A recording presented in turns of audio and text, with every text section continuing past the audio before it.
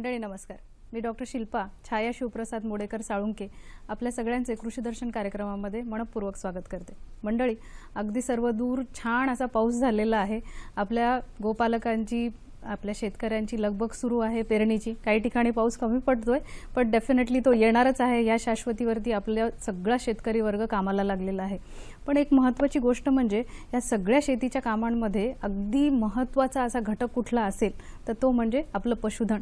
आपली जी जनावरं आहेत ती शेतीच्या कामामध्ये एवढी महत्त्वाची ठरतात की त्या सगळ्या पशुधनाची काळजी देखील तितकीच महत्त्वाची आहे. जसं आपण म्हणतो ना की मनुष्यामध्ये पावसाळा आला किंवा वेगळ्या ऋतुमानाप्रमाणे वेगवेगळे आजार होत असतात, तसंच आपल्या पशुधनामध्ये देखील विविध प्रकारचे आजार उद्भवत असतात. आणि या सगळ्या आजारांना आजार झाल्यानंतर त्यांचं ट्रीटमेंट किंवा त्याच्याबद्दलचा औषधोपचार करण्यापेक्षा तो आजार होऊ नये आणि आपल्या पशुधनाची व्यवस्थित काळजी घेतली जाईल अशा दृष्टिकोनातून आपण आजच्या ह्या कार्यक्रमाचं नियोजन केलेलं आहे आणि तसाच आपण विषय निवडलेला आहे. आज आपण चर्चा करणार आहोत मोठ्या जनावरांतील रोग निदान आणि त्यातील पद्धती कुठल्या आहे, जेणेकरून आपल्याला ते निदान व्यवस्थित करता येईल आणि त्या कुठल्या पद्धती अवलंबायच्या याबद्दलचं. आणि याबद्दलची सविस्तर अशी माहिती देण्यासाठी आपण आपल्या स्टुडिओमध्ये निमंत्रित केलेलं आहे 2 तज्ज्ञांना. त्यांची मी आधी ओळख करून देते. माझ्या समवेत आहेत डॉक्टर सुनील लहाणे सर. हे सहाय्यक आयुक्त आहेत पशुसंवर्धन आयुक्तालय पुणे येथे. सर नमस्कार. नमस्कार. आणि त्यांच्या समवेत आपण निमंत्रित केलेला आहे डॉक्टर संतोष मोरेगावकर सर यांना. हे विभाग प्रमुख आहेत पशुविकृतीशास्त्र विभाग, पशुवैद्यकीय महाविद्यालय परभणी. तर आपले हे दोन्ही तज्ज्ञ सर नमस्कार. तुम्हा दोघांचे पण मनपूर्वक स्वागत. एक परभणी आणि एक पुणे येथून आपल्याला सगळी माहिती देण्यासाठी आपल्या स्टुडिओमध्ये उपस्थित राहिलेले आहेत. मंडळी, आपण सविस्तर चर्चा करणारच आहोत. हा थेट प्रसारित होणारा कार्यक्रम आहे, फोन इन आहे, लाईव्ह आहे. त्यामुळे तुम्ही देखील आपला सहभाग, तुमच्या काही मनातले प्रश्न असतील तर त्या विचारू शकता. त्यासाठीचे आमचे फोन नंबर लिहून घ्या. STD कोड आहे 022-2490-8050. दुसरा नंबर आहे 2498-8050. आणखीन एक विनंती करू इच्छिते, तुम्ही जेव्हा फोन करणार आहात त्यावेळेला तुमच्या टीव्हीचा दूरध्वनी संचाचा आवाज थोडासा कमी करून ठेवा, जेणेकरून तुमचा जो आवाज आहे तो आमच्यापर्यंत व्यवस्थित पोहोचेल आणि आपल्याला जे मार्गदर्शन आपले तज्ज्ञ करणार आहेत ते आपल्यापर्यंत व्यवस्थितशीरप्रमाणे पोहोचेल. कार्यक्रमाला सुरुवात करते. सर, हे पशु निदान आणि हे कशा पद्धतीने करायचं आणि ते निदान महत्त्वाचं काय आहे? आता जसं आपण म्हटलो, पशुरोग निदान ही प्रक्रिया जी आहे, रोग निदानाची प्रक्रिया ही अनेक, ज्याला आपण म्हणू एक प्रकारची एकमेकावर अवलंबून अशी आहे. आता तुम्हाला माहिती की माणसामध्ये रोग निदान करताना जर रोगी माणूस असेल तर तो त्याच्या डॉक्टरला सहकार्य करतो, त्याला काय होतंय हे सांगतो आणि ते सांगितल्यामुळे डॉक्टरचं अर्ध काम सोपं होतं. त्याला कळतं की आपल्या ह्या रोग्याला काय झालेलं आहे. बऱ्याच वेळा नुसत्या रोग्यानं सांगितलेल्या माहितीच्या आधारे सुद्धा रोगनिदान करतात. परंतु याउलट पशुवैद्यकीय रोगनिदान ही थोडीशी क्लिष्ट प्रक्रिया आहे. कारण या ठिकाणी तुमचा जो रोगी आहे तो तुम्हाला सहकार्य करत नाही. बऱ्याच वेळा आपल्याला माहिती आहे की सहकार्य तर जाऊच द्या, परंतु उपचार करणाऱ्या पशुवैद्यकाला अनेक गोष्टीला तोंड द्यावं लागतं. कारण जनावर त्याच्यावरच अटॅक करतं, त्याला माहिती नसतं की हे आपल्या कल्याणासाठी आलेलं आहे. तर इथे पशुवैद्यकाला ते सहकार्य अपेक्षित नाही आहे. मग अशा ठिकाणी पशुपालकांनी आपल्या जनावराला कुठला रोग झाला हे प्राथमिक अवस्थेत आधी ओळखणं आवश्यक आहे आणि त्यानुसार रोग्याला घेऊन गेल्यानंतर त्या रोग्याचे जे काही पालक आहेत, म्हणजे ज्याला आपण गुराखी म्हणू किंवा त्याचा पशुपालक म्हणू, या पशुपालकानं त्या जनावराला काय झालं हे सांगणं आधी आवश्यक आहे. म्हणजे ही प्राथमिक अवस्था, ज्याला प्राथमिक रोगनिदान म्हणू. यासाठी त्या पशुपालकाला त्या पशुला काय होतंय हे माहीत होणं आवश्यक आहे. आणि मग नंतर येतं तो, जेव्हा तो हॉस्पिटलमध्ये येतो, पशु चिकित्सालयामध्ये येतो, तेव्हा पशुवैद्यकानं दिलेल्या माहितीच्या आधारे रोगनिदान करणं ही दुसरी पायरी आहे. आणि यानंतर तिसरी पायरी येते की वेगवेगळ्या रोगामध्ये वेगवेगळे नमुने तपासण्यासाठी प्रयोगशाळेकडे पाठवणं आणि मग प्रयोगशाळेमध्ये त्याचं रोग निदान होणं. तर मला वाटतं या 3 स्तरावर हे पशुरोग निदान कार्य चालत असतं. अगदी म्हणजे थोडक्यात काय तर आपण जसं माणसाला काहीतरी आजार झाले तर तो बोलून दाखवू शकतो की मला ताप येतोय, जेवण जात नाहीये, तसं आपलं जे पशुधन आहे ते सांगू शकत नाही. ते मुक जनावर कसं बोलणार? तर ते लक्षणांमार्फत दाखवणार आहे की मी आजारी आहे. तर ही लक्षणांमार्फत आपल्याला ते निदान करायचंय की तो कुठल्या प्रकारे आजारी आहे आणि कशाचं आपल्याला ट्रीटमेंट करावी लागेल. नक्कीच लहाने सर, असं बघायला गेलं तर आपलं राज्यच असं भौगोलिक रचनेमध्ये अशा प्रकारे आहे की अख्ख्या भारतामध्ये जे प्रकारचं क्लायमॅटिक किंवा सीझनल चेंजेस आहेत ते आपल्या महाराष्ट्रातच एकत्रित आपल्याला बघायला मिळतात. तर पश्चिम महाराष्ट्रात थोडीशी वेगळं हवामान आहे किंवा मराठवाड्यात वेगळं आहे. तर तिथे उद्भवणारे जे आजार आहेत जनावरांच्या बाबतीतले ते देखील निरनिराळे आहेत का आणि कुठल्या कुठल्या प्रकारचे आजार आपण वर्गीकरण कसं करणार? तुम्ही एक अतिशय चांगला प्रश्न विचारला, कारण महाराष्ट्र हा एक तिन्ही ऋतू समसमान असलेला एक प्रदेश आहे. इथे आपण कधीच अतिवृष्टी जास्त वेळेला किंवा अतिशय थंड किंवा अतिशय उष्ण हवामान आजपर्यंत बघत नव्हतो, पण आता थोडासा वातावरणातला बदलही आपण आता जाणवतोय. त्यामुळे आजारांची जी प्राधान्यक्रम आहे तोही सुद्धा बदलत चालला आहे. आपल्या प्रश्नाचं नेमकं उत्तर द्यायचं झालं तर महाराष्ट्रामध्ये प्रामुख्याने आढळणारे आजार गाई म्हशींमध्ये घटसर्प, फऱ्या आणि लाळ खुरकूत हे 3 आहेत. हे तीनही चारही विभागामध्ये कोकण, मराठवाडा, विदर्भ आणि पश्चिम महाराष्ट्र तसेच उत्तर महाराष्ट्रात सुद्धा हे 3 आजार प्रामुख्याने गाई म्हशींमध्ये दिसून येतात. शेळ्या मेंढ्यांमध्ये आपण जर विचार केला तर PPR हा महाराष्ट्रभर दिसून येणारा एक आजार आहे. थोड्या किंवा जास्त फरकाने तो सर्व जिल्ह्यामध्ये थोडा दिसतो.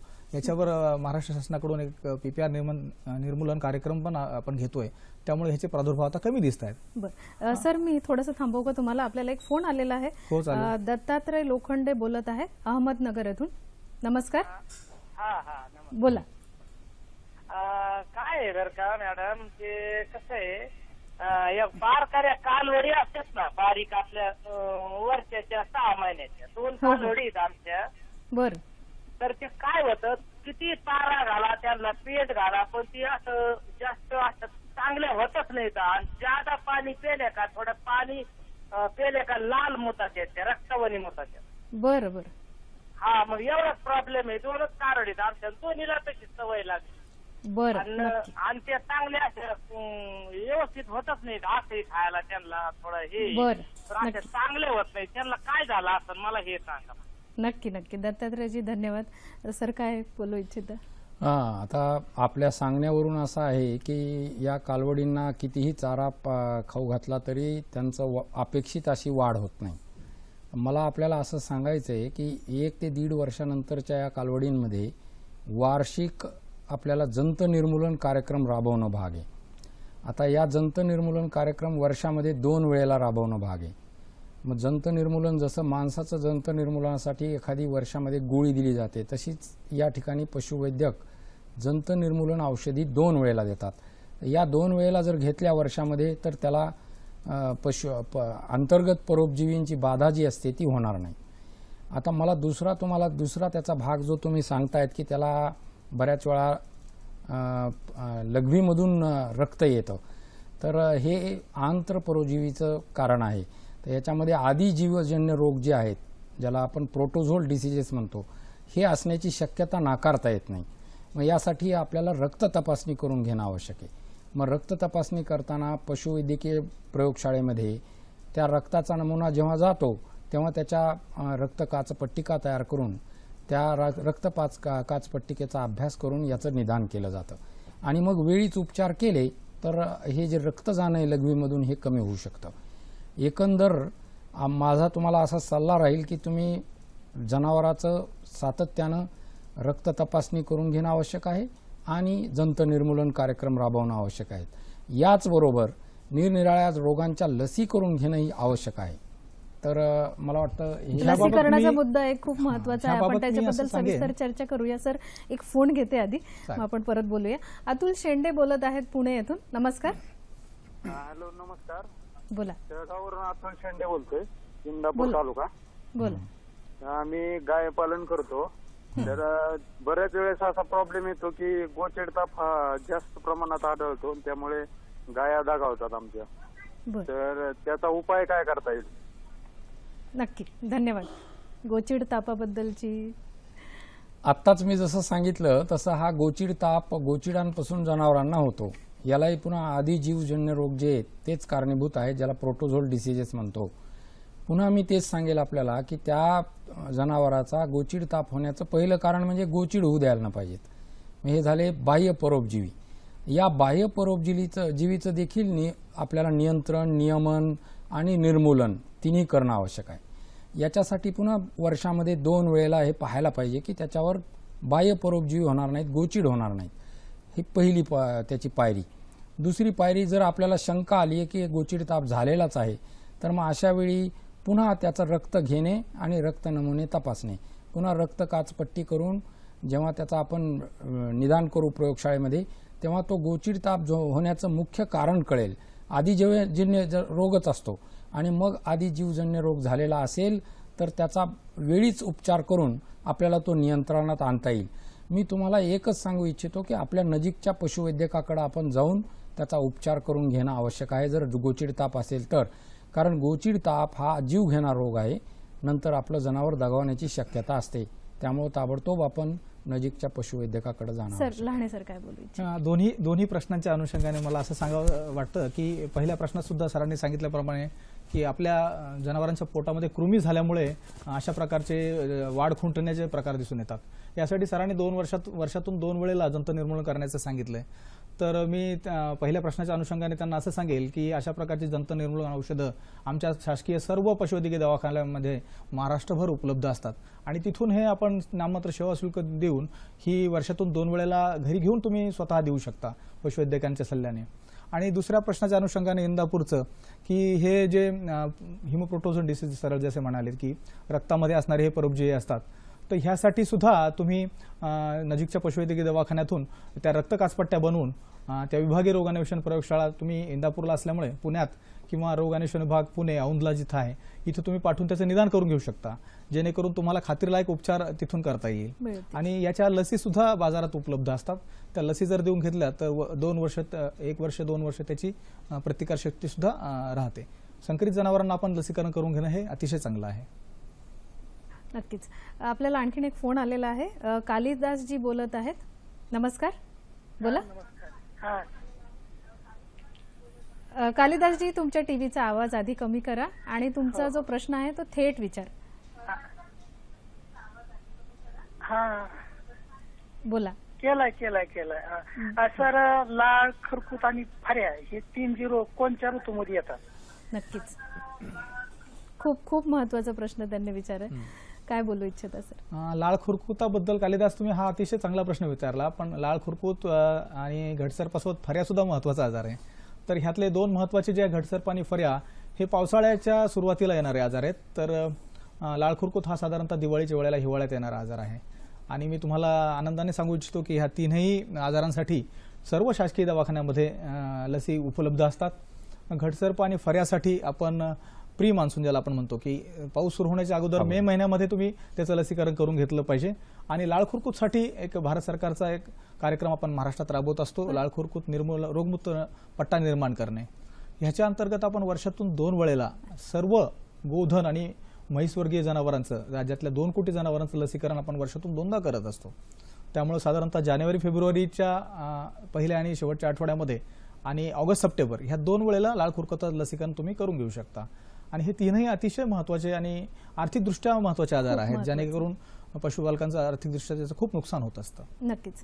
मोरेगावकर सर, आपल्याला आतापर्यंत जे प्रश्न आले त्याच्यामध्ये बऱ्याच प्रश्नांमध्ये आता हे शेंडे साहेबांनी पण जो प्रश्न विचारला होता की काही ठराविक आजार असे होतात आणि त्याच्यावर काय उपाययोजना करावी किंवा आधीचा तो गोचिड ताप होता, तर हे सगळी झाली आजार झाल्यानंतरची लक्षणं जी एक जनावर दाखवतं. पण एक निरोगी जनावर आणि एक आजार झालेलं जनावर ह्या दोघांची विभागणी त्यांच्या लक्षणांवरून पशुपालकांनी कशा प्रकारे करावी? मी आपल्याला सुरुवातीलाच सांगितलं तसं पशुरोग निदानामध्ये पशुपालकांनी प्राथमिक स्वरूपात रोग निदान करणं अपेक्षित आहे. मग त्यासाठी पशुपालकाला रोगी आणि निरोगी जनावर हे ओळखणं, म्हणजे काही वेळा परंपरेनं बऱ्याच पशुपालकांना ते माहिती आहे, परंतु काही ठोकताळे त्याला माहिती असणं आवश्यक आहे. म्हणून काही सांगतो मी इथे. उदाहरणार्थ खाद्य खाणे. जे निरोगी जनावर आहे ते भरपेट खाद्य खातं, 3-4 वेळेला खाद्य खातं, व्यवस्थित रवंथ करतं. रवंथ केल्यानंतर त्याचा लाळ येतो, खाद्याचा गोळा तोंडामध्ये आल्यावर त्याचं रवंथ होतं व्यवस्थित. या उलट जर रोगी जनावर असेल तर त्या रोगी जनावराचा रवंथ करण्याची क्रिया मंदावते. बऱ्याच वेळा ती लाळ तेवढ्या मोठ्या प्रमाणावर येत नाही, खाद्य खाणं कमी होतं, कधीकधी ते एकदम बंद होतं आणि मग अशा वेळी आपल्या लक्षात येतं की काहीतरी बिघडलेलं आहे. नंतर पाणी घ्या. जनावर जे निरोगी जनावर आहे ते भरपेट पाणी पितं. 2-3 वेळेला आपण त्याला पाणी दाखवतो, 3 वेळेला पाणी दाखवल्यानंतर ते भरपूर पाणी पितं. या उलट रोगी जनावर पाणी पित नाही. बऱ्याच वेळा आपण त्याला पाणी पिण्यासाठी समोर पाणी घेऊन गेल्यानंतर ते पाण्याकडे लक्षही देत नाही. यावेळी ओळखून घ्यायचं की जनावर आजारी आहे. नंतर तिसरा मुद्दा येतो त्याचा की त्याची संडास म्हणा, लहान जनावरांमध्ये त्याला संडास म्हणतात, मोठ्या जनावरांमध्ये पेवटा म्हणता येईल किंवा शेण म्हणता येईल. तर हे शेण आपण पाहायला पाहिजे की ते शेण नेहमीसारखंच करड्या रंगाचं आहे का, घट्ट स्वरूपात आहे का.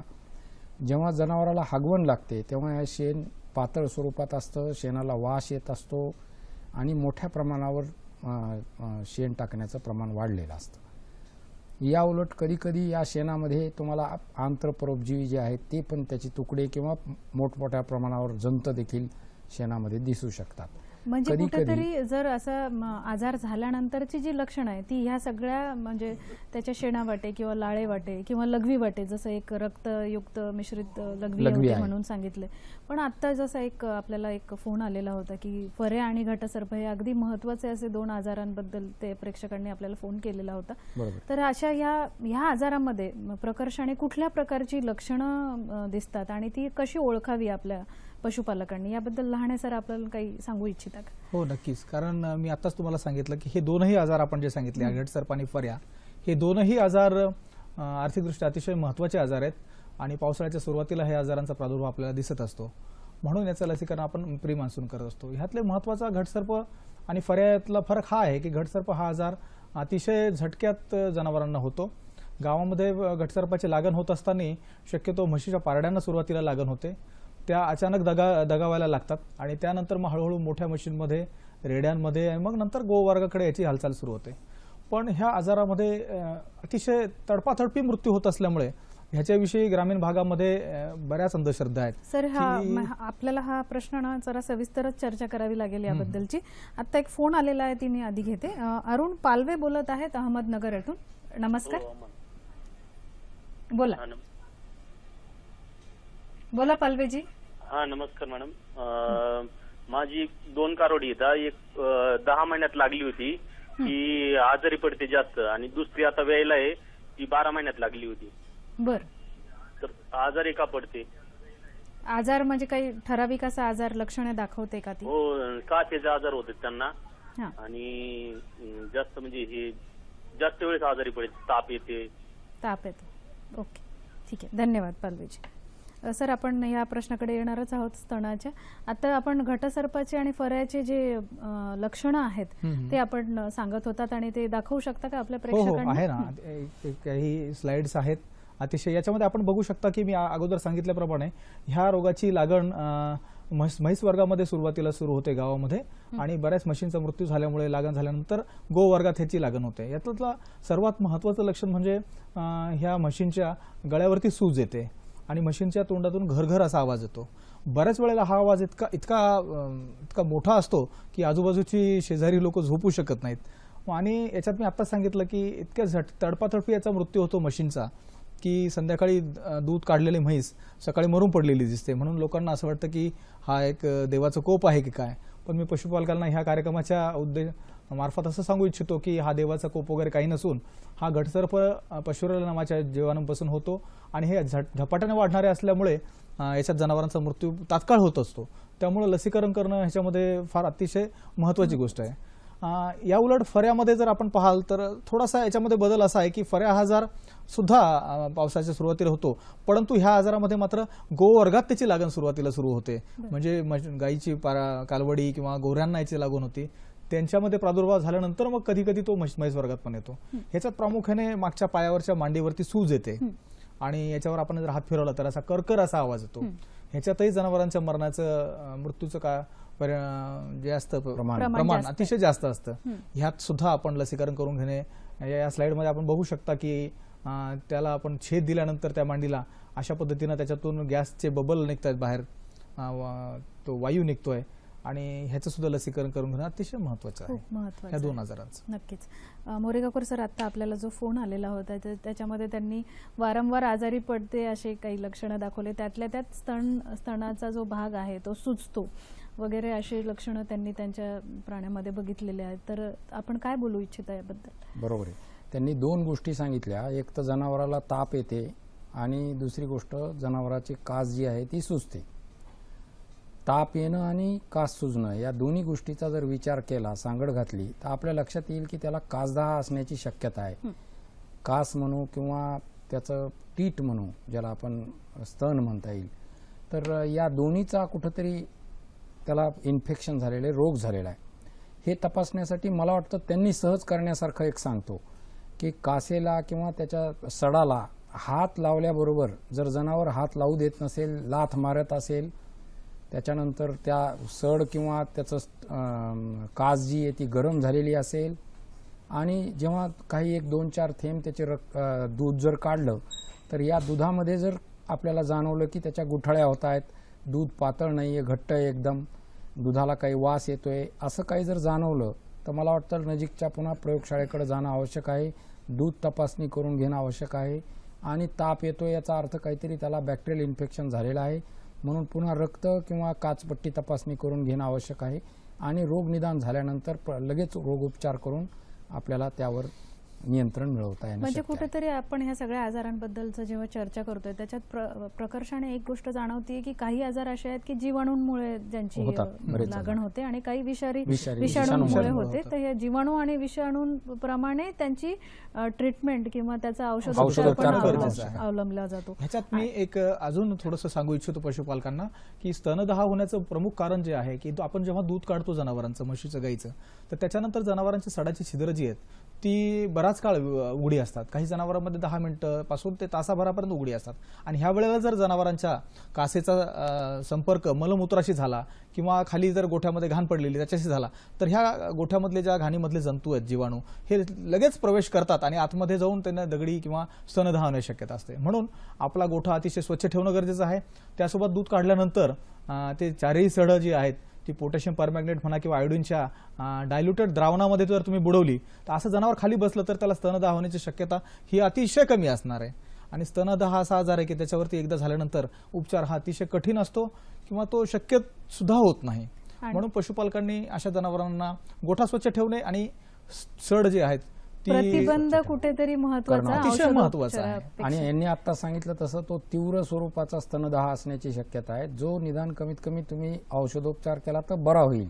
आणि जर त्याच्याकडे दुर्लक्ष केलं आणि तीव्र स्वरूपाचा दाह नंतर ज्याला आपण क्रॉनिक इन्फेक्शन म्हणतो त्या क्रॉनिक इन्फेक्शनकडे गेला तर मग मात्र त्याचं स्तन किंवा सड किंवा कास पूर्ण खराब होणं, दगडी कास होणं असं होण्याची शक्यता आहे. तर मला असं वाटतं की या प्राथमिक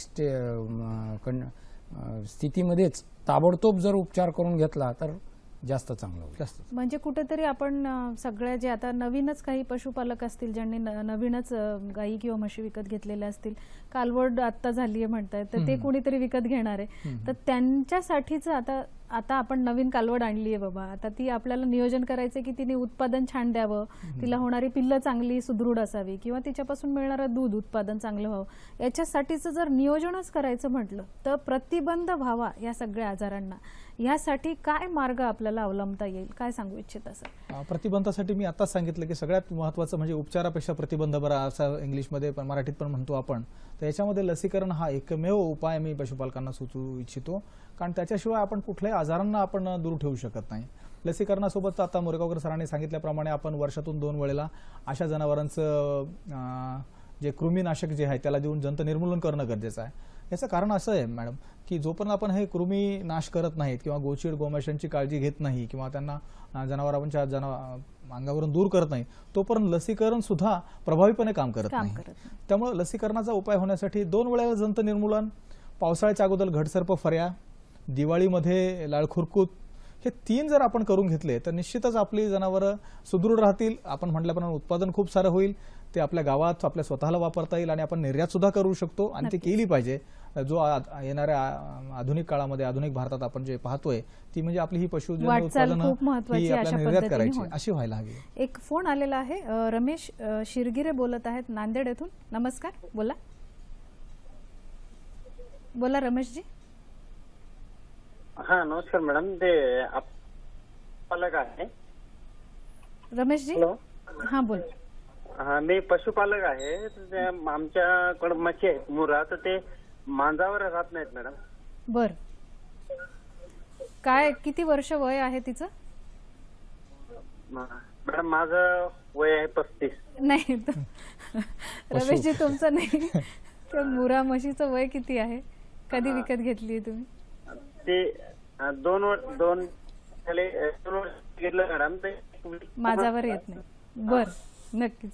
धन्यवाद रमेशजी. सर, मुरा जातीची म्हैस आहे ती. 2 वर्ष वय झालेलं आहे तिचं. ती माझ्यावर येत नाहीये, त्यामुळे त्यांनी आपल्याला विचारले की काय उपाययोजना करता. या अगोदर कधी तिला भरवलेलं होतं किंवा ती गर्भार राहिली होती की नव्हती? माझ्यावरच आली नाही, हिटवरच माझ्यावरच आली आली नाही अजून. मला वाटतं 1.5 ते 2 वर्ष म्हणजे आता माझावर येण्याचा काळ आहे हा. 1.5-2 वर्षानंतर साधारणतः जनावर माझावर यायला पाहिजे. परंतु जर येत नसेल तर आधी मला असं वाटतं की तिची प्रकृती कशी आहे हे पाहायला पाहिजे. कारण माज येण्यासाठी जनावराचं खाद्य खाणं व्यवस्थित पाहिजे, प्रकृती चांगली पाहिजे, धष्टपुष्ट पाहिजे. याशिवाय जर काही अंतर्गत अवयवामध्ये माज येण्याचे म्हणजे ज्याला आपण ओव्हरीज म्हणू, तिच्या काही अंतर्गत अवयवामध्ये काही जर प्रॉब्लेम असेल तर त्याच्यात काही बिघाड झालेला असेल तर हे पाहण्यासाठी आपल्याला नजीकच्या पशुवैद्यकाशी पुन्हा संपर्क साधावा लागेल. तिथे जे गायनेकॉलॉजिस्ट असतात प्राण्यांचे, ते जनावराची तपासणी करतील आणि आपल्याला माज न येण्याचं कारण सांगतील, वेळीच औषधोपचार करतील. तर आता मुख्यतः प्रोटीन्स ज्याला म्हणू आपण, खाद्यामधून प्रथिनं जी आहेत ते द्यायला पाहिजे. बऱ्याच वेळा मोड आलेली मटकी अशा जनावराला खाऊ घातली तर माज येण्याची शक्यता वाढते, बळावते. यासोबतच सकस आहार द्या आणि जर या उपरही माज येत नसेल तर नजीकच्या पशुवैद्यकाशी संपर्क साधून आपण त्या अंतर्गत अवयवांची तपासणी करून घ्या आणि त्यानुसार औषधोपचार करून कुठेतरी त्याप्रमाणे त्या म्हशीला योग्य ट्रीटमेंट देते. एक प्रश्न घेते मी, आपलं ब्रेक घ्यायची वेळ झालेली आहे.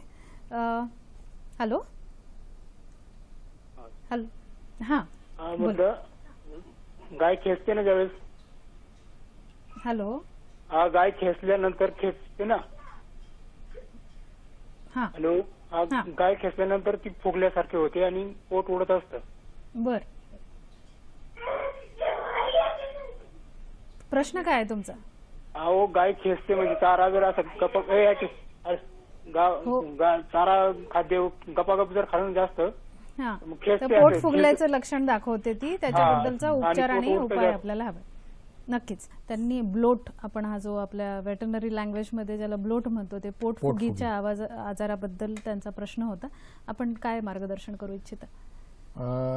जर या आता सध्याच्या काळामध्ये पोटफुगी होत असेल तर सध्या नाही म्हणता येणार, पण बऱ्याच वेळा पावसाळ्यानंतर जेव्हा ज्वारी असते, बारीक ज्वारी जिला आपण बाटूक म्हणतो ग्रामीण भागामध्ये, तर या बाटूक किंवा हिरवा चारा ज्याला म्हणू, असा हिरवा चारा जर जास्त प्रमाणात खाण्यात आला तर एक जनावरांमध्ये होणारा जो पोटफुगीचा प्रकार आहे ज्याला HCN पॉयझनिंग म्हणतात, हायड्रोसायनिक ॲसिड पॉयझनिंग, तर हे एक कारण असू शकतं. कारण आपल्याला बघा, जनावराला नुसता हिरवा चारा देऊन जमणार नाही, तर त्याच्याबरोबर तंतुमय खाद्य ज्याला आपण ड्राय फॉडर म्हणू, म्हणजे वाळलेला चारा, वाळलेल्या पेंढ्या, हे सुद्धा देणं आवश्यक आहे. त्याशिवाय जनावराला नुसतं भरडलेलं खाद्य घालून चालणार नाही आपल्याला. त्याच्याबरोबर बघा, तंतुमय पदार्थ हे मोठ्या जनावराला देणं आवश्यक आहे. मला असं वाटतं की हा जो पोटफुगीचा प्रकार आहे त्याचं हे एक कारण आहे की नुसता हिरवा चारा दिला, त्याबरोबर तंतुमय खाद्य कमी प्रमाणात देण्यात आलं. कारण लवकर जनावर सुधारेल म्हणून आपण हिरवा चारा जास्त प्रमाणावर देतो. याशिवाय दुसरं एक कारण आहे की जनावरांना कधी कधी हृदयाचा एक रोग होतो ज्याला आपण TRP म्हणतो, म्हणजे ट्रॉमॅटिक रेटिक्युलो पेरिकार्डायटिस. तर एखादी ज्याला सुई वगैरे अशा ज्या वनस्पती अखाद्य पदार्थ आहेत, हे जर हृदयाला टोचत असतील तर त्या टोचण्यामुळं जनावर खाद्य खाण्याकडे लक्ष देत नाही. याच्यामध्ये कधी कधी हे पोटफुगीचा प्रकार मिळतो, पण त्यावेळेस ती पोटफुगी सतत नसते, मधून पोटफुगी होते. तर हे असं तर नाहीये की त्याच्या ओटीपोटामधून काही ज्याला आपण नॉन पेनिट्रेटिंग फॉरेन बॉडी म्हणू, टोचणारं काही जात आहे आणि त्याच्यामुळे पोटफुगी होत आहे का, तर हेही तपासून घेणं आवश्यक आहे. आणि मला वाटतं जर आपण तंतुमय खाद्यपदार्थ दिले तर हा पोटफुगी प्रकार कमी होईल. आणि जर आत्ता पोटफुगी असेल तर ताबडतोब पुन्हा त्याला इलाज करणं आवश्यक आहे. पोटफुगी घालवण्यासाठीच्या औषधी देणं आवश्यक आहे आणि पोटफुगी हे जे गॅसेस आहेत ते निर्मूलन होणं आवश्यक आहे. कधी कधी जर ड्राय ब्लोट ज्याला आपण म्हणू, नुसतंच त्याच्यामध्ये जसं गॅस मोठ्या प्रमाणात झालेले असतील, हवा भरल्यासारखं प्रश्न घेऊ का सर? आपले एक खोळंबलेले प्रेक्षक आहेत. सागर बाबर बोलत आहेत अहमदनगर येथून. नमस्कार, बोला. नमस्कार. हा, हॅलो. बोला बोला बोला. मॅडम, म्हणजे आमची गाई आहे ती डाळीन कागद वगैरे खाते. बर, ठीक आहे, धन्यवाद. कुठेतरी आता तुम्ही जो सर बोलत होतात की आहारामधून ह्या सगळ्या गोष्टी खूप महत्त्वाच्या आहे. समतोल आहार जो आपण मनुष्यामध्ये पण आपण वर्गीकरण करतो, वेगळ्या वेगळ्या ऋतूमध्ये त्याला अनुरूप असा आहार घ्यायचा आहे, तसाच आहार आपण जनावरांना देणं देखील अपेक्षित आहे. आता ह्या आहाराच्याच शी रिलेटेड थोडासा प्रश्न आहे की हे जनावरांना तुम्ही जसं म्हणाला टोकदार वस्तू खाल्ली किंवा वोरॅशियस ईटर्स म्हणतात या मोठ्या जनावरांना की ते येईल ते कंझ्युम करायची त्यांना सवय असते. तर ह्यातलाच एक प्रश्न त्यांनी विचारला की त्यांना कागद वगैरे त्यांचं जनावर खाते, तर हे फॉरेन बॉडीज मध्येच येतं. तर त्यांना काय म्हणजे प्रतिबंधात्मक उपाय काय करता येऊ शकतो? बरोबर आहे. जसं मी आता सांगितलं तुम्हाला की टोचणाऱ्या फॉरेन बॉडी आहेत काही आणि ज्याला आपण न टोचणाऱ्या फॉरेन बॉडी म्हणतो, यामध्ये नॉन पेनिट्रेटिंग फॉरेन बॉडीज. तर यामध्ये जसं आता सांगतायत ते कागद खात आहेत, वेगवेगळ्या प्लास्टिकच्या पिशव्या खात आहेत, यामुळे देखील पोटफुगी होते, बऱ्याच वेळा पोट फुगल्यासारखं होतं. तर मला असं सांगायचं आहे की आपली जनावरं एकतर मोकळी सोडू नका, कारण हे बहुतेक वेळा रस्त्यावर फिरणारी जी जनावरं असतात त्यांच्यामध्ये हे याचं प्रमाण जास्त असतं. तर आपली जनावरे मोकळी सोडू नका, कागद आणि पिशव्या खाणार नाहीत याची काळजी घ्या. दुसरं, त्याला संतुलित आहार द्या. आता जसं मॅडम म्हणाल्या की काही खाद्याच्या कमतरतेमुळे मुख्य त्याला पायका असं म्हणतात, फॉस्फरस या खाद्याची म्हणजे ज्याला आपण मिनरल मिक्सचरमध्ये फॉस्फरस कमी असेल किंवा खाद्यामधूनच फॉस्फरसचं प्रमाण कमी मिळत असेल तर अशावेळी ह्या पायका रोगामध्ये जनावर अखाद्य वस्तू खायला सुरुवात करतं. म्हणजे याच्यामध्ये कागद आहेत, प्लास्टिकच्या पिशव्या आहेत आणि मग पोट फुगल्यासारखं आपल्याला दिसू शकतं. मला असं आपल्याला सांगायचं आहे की त्याची एकतर पुन्हा आपल्याला जल तपासणी करून घेणं आवश्यक आहे, जेणेकरून फॉस्फरसची डेफिशियन्सी या क्षाराची डेफिशियन्सी आहे का हे आपल्याला कळेल आणि त्याच्या मार्फत त्याच्यावरचा औषधोपचार आपल्याला करता येईल. लहान सर, आपण काही बोलू इच्छिता का? आता मोरेगावकर सरांनी अतिशय चांगल्या पद्धतीनं हे समजून सांगितलं की कशा पद्धतीने जनावरांमध्ये पायका किंवा अलॅट्रोफेजिया आपण त्याला म्हणतो असा होतो की आपल्या जनावरांना किंवा मनुष्य प्राण्याला कुठल्याही जीवाला 6 घटकांची गरज असते रोजच्या आहारामध्ये. त्यात आपण म्हणतो की प्रथिनं आहेत, शर्करा आहे, मेदमय पदार्थ आहेत त्याला आपण फॅट म्हणतो, विटॅमिन्स आहे, जीवनसत्व, मिनरल्स आहे, खनिज आणि पाणी, अशा 6 वस्तू समतोल असतील तरच आपण निरोगी राहतो. तसंच जनावरांच्या बाबतीत आहे. आणि काय होतं, आपण दरवेळेला जे खाद्य जनावरांना देतो ह्यामध्ये हे 6 असतीलच असं नाही. या खनिज त्याच्यामध्ये जे मी मिनरल्स सांगितले ह्यामध्ये बरेचसे छोटे छोटे मिनरल्स असतात. झिंक असेल, मॅग्नीज असेल, फॉस्फरस, कॅल्शियम, ह्यातली कुठली कमी झाली की ही कमी भरून काढण्यासाठी ही जनावरं आजूबाजूच्या अखाद्य वस्तू खात असतात. म्हणून मला एकच सांगायचं आहे की ह्याच्यासाठी एक रामबाण उपाय म्हणजे हे आहे की त्याला आपण खनिज मिश्रण म्हणतो, मिनरल मिक्सचर, जे आमच्या सर्व पशुवैद्यकीय दवाखान्यांमध्ये उपलब्ध असतात. हे जर तुम्ही त्यांच्या मार्गदर्शनाने त्यांनी सांगितलेलं 1 चमचा किंवा 1 वाटी अशा पद्धतीनं रोज सकाळ संध्याकाळ जनावरांना दिलं तर तुमची जनावरं असं खाण्यापासून निश्चितच दूर जातील आणि हा आजार 100% बरा होणारा आजार आहे. मागच्या 3ही प्रश्नांचं थोडंसं गांभीर्याने विचार केला तर बहुधा सारखीच प्रश्न होती सर. बरोबर आहे, ज्यामध्ये पोटफुगीचा पण मगाशी प्रश्न विचारला तर ह्या पावसाळ्याच्या सुरुवातीला आधाशापोटी ही जनावरं खायला सुरुवात करतात आणि मग त्याचा गॅस तयार होतो. म्हणून अशी जनावरं मोकळी सोडली जरी तरी त्यांना अगोदर कोरडा चारा देऊनच मग मोकळं सोडा. यासोबत संतुलित आहार देणं गरजेचं आहे, खूप गरजेचं आहे आणि ते व्यवस्थापनातून अतिशय येऊ महत्वाचं आहे. शकतं. आणि चारही प्रश्नामध्ये एक सगळ्यात महत्वाची गोष्ट आहे, जंत निर्मूलन निश्चित करणं गरजेचं आहे. सगळ्या गोष्टींना ही कारणीभूत जंत असतात. जंत निर्मूलन आणि परत लसीकरण पण. लसीकरण सुद्धा. एक फोन आलेला आहे, तो घेते मी आधी. कैलास वाघोडे बोलत आहेत बुलढाणा येथून. नमस्कार कैलासजी, नमस्कार, बोला. हॅलो ताई, हॅलो, धोरपगावरून बोलतो. आमची गावरान गाय आहे आणि दोनदा जणलेली आहे ते, पण आता काय झालं की 15 दिवसा लहान येऊन राहिली आणि असं पांढऱ्या कलरचं पाणी काढते. बर, काय काय प्रॉब्लेम आहे? नक्कीच धन्यवाद. 2 वेळेला ती व्यालेली आहे आणि आता एक पांढऱ्या रंगाचा द्राव ते थ्रू वजायना एक्सक्रीट करते. तर त्याचे काय रिझन असू शकतं, काय कारण असू शकतं आणि काय करता येईल, आणि त्यालाच लागून लहाने सर तुम्हाला पण विचारू इच्छिते की हे जे रोगनिदान आपण करतो आहोत त्याच्यासाठीचे महाराष्ट्र शासनामार्फत अशा कुठे कुठे प्रयोगशाळा उपलब्ध आहेत की जे आपले जो सगळा प्रेक्षक वर्ग आहे तो नजीकच्या प्रयोगशाळेशी संपर्क करू शकेल? ते दोन्ही उत्तर. तर आपण आत्ताच म्हणालात की या गायीच्या जी नुकतीच व्यालेली असेल तर तिच्या निर्णावाटे तुम्हाला पांढरट असा स्त्राव येताना दिसतोय, योनी भागामधून पांढरट स्त्राव येताना दिसतोय. या पांढरट स्त्रावाबरोबरच जर त्या जनावराला तापही येत असेल तर हे दुसरं लक्षण. तर मला आधी असून आपल्याला सांगायचं की ती जर नुकतीच व्यालेली असेल तर तिचा जार पडला की नाही याची खात्री करून घ्या. कारण जार जर संपूर्ण पडलेला नसेल आणि जार मध्ये राहिलेला असेल नाही, ती व्यालेली आहे, 2 वेळेला तिने पिल्लं दिलेली आहेत. आता मागच्या 15 दिवसांपासून ती पांढरा स्त्राव हे करते, मग याचा अर्थ जार पडून गेलेला आहे, त्याचा जाराचा आता प्रश्न नाहीये. तर निर्णावाटे जर पांढरा स्त्राव येत असेल आणि त्याला तो पांढरा किंवा पांढरट पिवळा आणि त्याला जर वास येत असेल, एक विशिष्ट असा रोगिष्ट वास किंवा ज्याला आपण म्हणू कुबट असा वास येत असेल किंवा ज्यामधून पस म्हणू पू मिश्रित तो स्त्राव असेल, तर मला वाटतं की तिला निर्णाचं इन्फेक्शन झालेलं आहे ज्याला आपण म्हणू. आणि हे इन्फेक्शन अत्यंत धोकादायक होऊ शकतं, कारण ते जर सर्व शरीरभर पसरलं तर यामधून जनावर दगावू सुद्धा शकतं. तर जर ताप असेल आणि निर्णावाटे असा काही विचित्र असा स्त्राव येत असेल तर लगेच ताबडतोब आपण नजीकच्या पशुवैद्यकाशी संपर्क साधायला पाहिजे. आणि हा बॅक्टेरियल रोग असल्यामुळे याला ताबडतोब उपचार करून औषधोपचार खूप गरजेचा आहे. आवश्यक. लहाने सर, आपण विविध प्रयोगशाळा ज्या आहेत महाराष्ट्र शासनाने ज्या आपल्या सगळ्या पशुपालकांसाठी उपलब्ध करून दिलेल्या आहेत त्याबद्दलची माहिती देणार होतात. हो, निश्चितच आमच्या पशुसंवर्धन विभागाने रोगनिदानासाठी पशूंच्या एक छानसं असं जाळं राज्यभर विणलेलं आहे, ज्या अंतर्गत प्रत्येक जिल्ह्याच्या ठिकाणी आमचे पशु सर्व चिकित्सालय कार्यरत आहेत. आणि ह्या जिल्ह्याच्या मुख्य दवाखान्यामध्ये एक अधिकारी प्रयोगशाळेसाठी खास करून नेमणूक केलेला आहे. या ठिकाणी सुद्धा आपण आपली जी काही रोगनिदानाची कामं आहेत ती करून घेऊ शकता. तालुक्याच्या ठिकाणी सुद्धा पशुधन विकास अधिकारी किंवा सहाय्यक आयुक्त पशुसंवर्धन ही कामं करत असतात. सगळ्यात महत्त्वाचं एक आहे ते म्हणजे ह्याच्या वरची जे स्तर आहे ते म्हणजे विभागीय स्तर. राज्यातल्या 7ही विभागामध्ये एक विभागीय रोग अन्वेषण प्रयोगशाळा ही महाराष्ट्र शासनाच्या पशुसंवर्धन विभागामार्फत चालवली जाते, ज्या ठिकाणी थोडे मोठ्या प्रकारच्या रोगनिदान पद्धती तिथे अवलंबल्या जातात.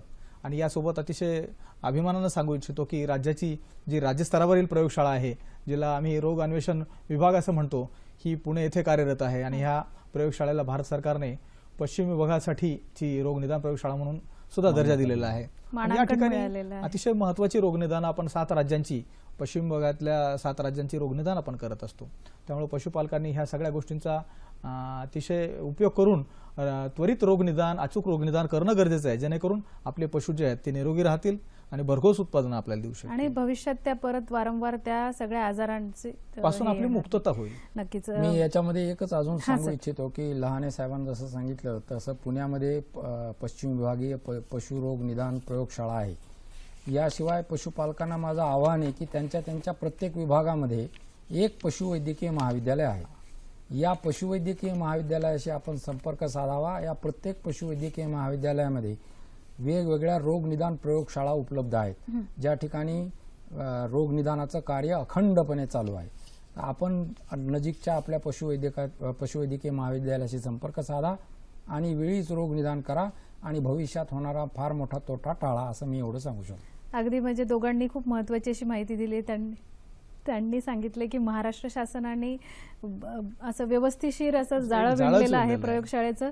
सरांनी सांगितलंय की महाराष्ट्र पशुसंवर्धन आणि मत्स्य विज्ञान विद्यापीठामार्फत 5 असे महत्त्वाचे कॉलेजेस महाविद्यालय आहेत, त्याच्या अंतर्गत देखील ह्या सगळ्या प्रयोगशाळांमधून तुमच्याकडच्या ह्या सॅम्पल्सचं होऊ शकतं की जे परीक्षण केल्यामुळे आणि त्याच्यानंतरचा औषधोपचार कशा पद्धतीने करता येऊ शकतो. म्हणजे आपल्या दारी सगळं काही ठेवलेलं आहे वाढून, फक्त आपण त्याचा उपयोग कसा करतो आणि प्रचार आणि प्रसार अशा कार्यक्रमांमार्फत तर डेफिनेटली करणं गरजेचंच आहे.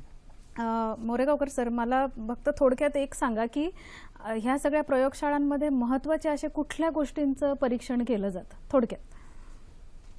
जसं आता वेगवेगळ्या पशुपालकांचे फोन यायले, त्यावरूनही लक्षात आलं असेल की वेगवेगळ्या प्रकारचे रोग जनावराला होत असतात आणि त्याचं वेळीच रोग निदान करणं आवश्यक आहे. जसं आत्ताच मॅडम म्हणाल्या त्यानुसार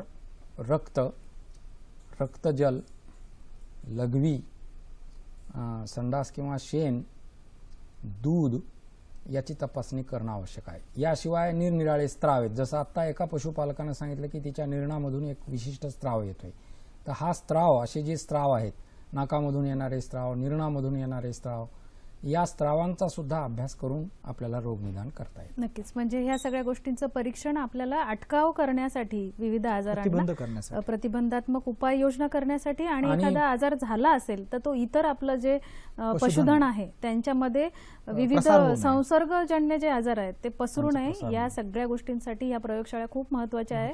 आणि त्यासाठीचं पशु रोगांबद्दलचं निदान होणं सगळ्यात आधी खूप महत्त्वाचं आहे. त्यातल्या त्यात त्यांनी आज 2 खूप महत्त्वाच्या अशा गोष्टी सांगितलेल्या आहेत. त्या म्हणजे आपण जंतांसाठीचं औषध दर 3 महिन्यांनी आपल्या जनावरांना देणं गरजेचं आहे. आणि दुसरी अगदी महत्त्वाची गोष्ट, जशी आपण लहान बाळाला ठराविक वयामध्ये काही लसीकरण करून घेत असतो, काही डोसेस देत असतो वॅक्सिनचे, तसेच लसीकरण आपल्या या सगळ्या जनावरांना देखील करणं गरजेचं आहे. फरक फक्त माणसांमध्ये आणि जनावरांमध्ये एवढाच आहे की ते बोलू शकत नाही आणि आपण बोलतो. बाकी सगळ्या गोष्टी सारख्या आहे. आपल्यालाही भावना आहेत, त्यांना देखील भावना आहेत आणि त्या या भावना वेगळ्या वेगळ्या लक्षणांच्या रूपामध्ये आजारपणाच्या साठीचे आपल्याला निदर्शनास आणून देत असतात. नक्कीच ह्या सगळ्या चर्चेचा आपल्या सगळ्यांना उपयोग होणार आहे, मला याची खात्री वाटते. आपण येत्या गुरुवारी अर्थात 27/7/2017 रोजी जो कार्यक्रम आयोजित आहे तो प्री रेकॉर्डेड आहे, तो थेट प्रसारित होणारा नसणार आहे. आणि त्या दिवशी हा जो कार्यक्रम आहे तो असणार आहे शेतमाल बाजारभाव याची सद्यस्थिती आणि उपाययोजना याबद्दलचा. आणि यामध्ये सहभागी होणार आहेत डॉक्टर राम खर्चे, उपाध्यक्ष महाराष्ट्र कृषी शिक्षण आणि संशोधन परिषद पुणे.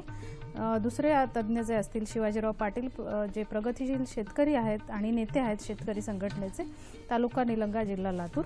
तिसरे आहेत डॉक्टर RG देशमुख, विभाग प्रमुख, कृषी अर्थशास्त्र व सांख्यिकी विभाग, अकोला. आणि अशोक तुपे, वरिष्ठ वार्ताहर, दैनिक लोकसत्ता, श्रीरामपूर जिल्हा, अहमदनगर. हा कार्यक्रम रेकॉर्डेड असेल. आपण नक्कीच या चर्चेचा आपण फायदा करून घेऊ शकता. आपल्याला आमचा हा कार्यक्रम कसा वाटला किंवा आपल्याला हा कार्यक्रम परत बघायचा असेल त्याबद्दलची सगळी सविस्तर माहिती आपल्याला विविध मार्गांमार्फत आपल्या पुढे येत असते. त्यातल्या त्यात फेसबुक मार्फत देखील आम्ही आपल्यापर्यंत सगळ्या गोष्टी पोहोचवत असतो. पण आपल्याला पत्र रूपात किंवा ईमेल रूपात आम्हाला काही कळवायचं असेल तर आमचा पत्ता लिहून घ्या. निर्माता कृषी दर्शन, दूरदर्शन केंद्र, पांडुरंग बुतकर मार्ग, वरळी, मुंबई 400030. आपण मेलद्वारे देखील आम्हाला पत्र पाठवू शकता. त्यासाठीचा मेल ID आहे krishidarshan@gmail.com आणि दुसरा मेल ID आहे krishivarta@gmail.com. याच्या व्यतिरिक्त आपण आमची ही माहिती विविध कार्यक्रमांबद्दलची विविध फेसबुक किंवा यूट्यूबद्वारे देखील परत एकदा पाहू शकता किंवा www.ddsahyadri.in यामार्फत देखील आपण माहिती घेऊ शकता. आमचं पोर्टल देखील आहे, त्या सगळ्या गोष्टींमार्फत आपण पुन्हा या सगळ्या कार्यक्रमांचा आनंद घेऊ शकता, माहिती घेऊ शकता. सर, आपण दोघे देखील आज इथे उपस्थित राहिलात. व्यवस्थित पाऊस पडतोय सगळीकडे तरी देखील वेळेत इथे पोहोचलात. आपल्या पशुपालकांना तेवढ्या वेळामध्ये जेवढी माहिती पुरवता येऊ शकते ती पोहोचवलीत.